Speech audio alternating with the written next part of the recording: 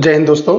26 मार्च 2025 को मैंने पिछले वीडियो में बताया था कि दो सुनवाई उसमें होनी है। एक तो Sahara India credit cooperative society versus commissioner of income tax.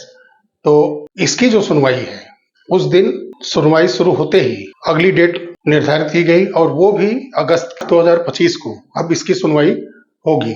और वो मैटर जो जुड़ा है वो फुल डिटेल इनकम टैक्स विभाग को सहारा इंडिया की तरफ से ना देना और उसमें कम टैक्स जमा करना, और फिर जब जांच हुआ तो उसमें जो टैक्स जमा किया गया था लगभग उससे 3 से या 4 गुना ज्यादा उसमें टैक्स पे करना पड़ेगा। फिर उसके बाद जो दूसरी सुनवाई हुई Sahara India versus commissioner of central excise Lucknow, तो इसमें भी उस दिन कोई सुनवाई नहीं हुई और इस पे एक सप्ताह बाद का यानी कि 2 अप्रैल जो कि सहारा सेबी का प्रमुख केस उस दिन सुना जाएगा, उसी डेट पर इसकी भी सुनवाई होगी।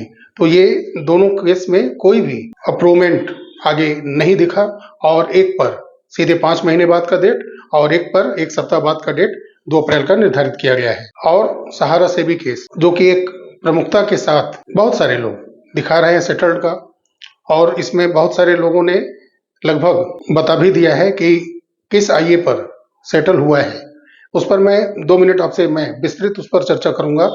आईए नंबर 247435 2024 को सुनवाई हुई और उसमें जो 2 कंपनियां थी वालोर एस्टेट और ओबेराय रियल्टी लिमिटेड, इन दोनों कंपनियों का वो आईए था।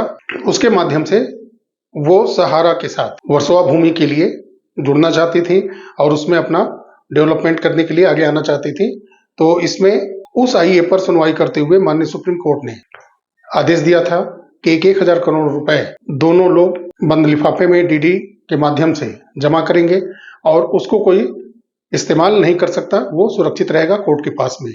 और उसके बाद उसी दिन दूसरे आईए पर सुनवाई हुई थी, वो आईए नंबर 253470 2024। उसमें मीडिएशन की बात की गई थी, यानी कि जो वलोर और ओबेराय ये दोनों कंपनियां आगे बढ़ करके आई थी सहारा के साथ जुड़ करके वर्सोवा भूमि के डेवलपमेंट के लिए, उनके साथ और सेबी के साथ मिल करके मीडिएशन करने की बात सहारा की तरफ से की गई थी आईए के माध्यम से।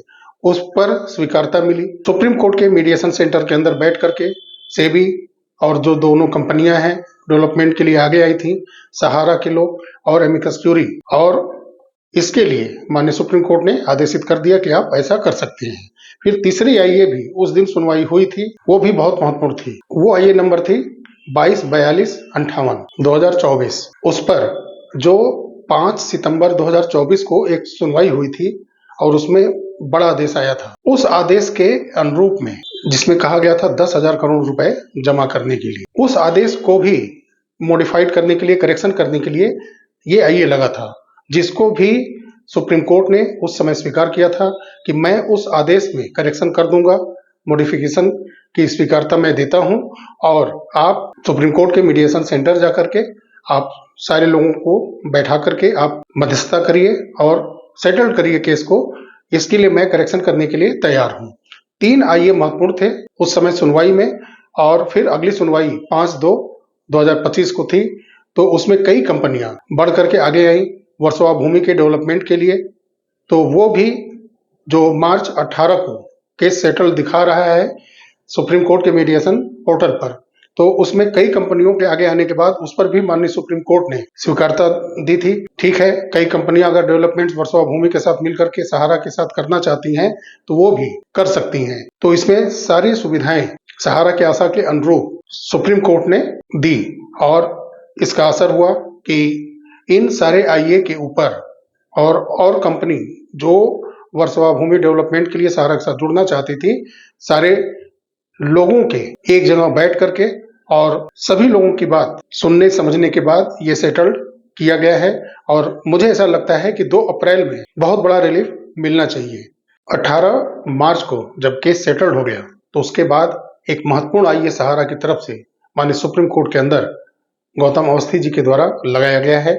और मैं समझता हूं कि ये आईए इसलिए होगा कि इस केस को सही दिशा अब मिल जाए, क्योंकि मध्यस्थता हो चुकी है, केस सेटल्ड है और करेक्शन करने के लिए माननीय सुप्रीम कोर्ट ने स्वीकारता पहले से दी ही है। तो ये केस फाइनल डिस्पोज होने की स्थिति में ऐसा लग रहा है कि हो चला है। आशाएं बहुत हैं कि ये केस जल्द से जल्द क्लोज हो और एक कोई पॉजिटिव आंसर सहारा इंडिया को दिया जाए और सोसाइटियों का जो पैसा है बहुत ज्यादा क्यू साहब का है, MIS का है, धीरे धीरे सभी का भुगतान ब्रांच के माध्यम से करने का आदेश हो और पूरे ब्याज के साथ मिले। समय लगेगा लेकिन उम्मीद बहुत है कि सारे केस सहारा के सुप्रीम कोर्ट के अंदर सॉल्व होंगे और सभी को पूर्णतः भुगतान दिया जाएगा।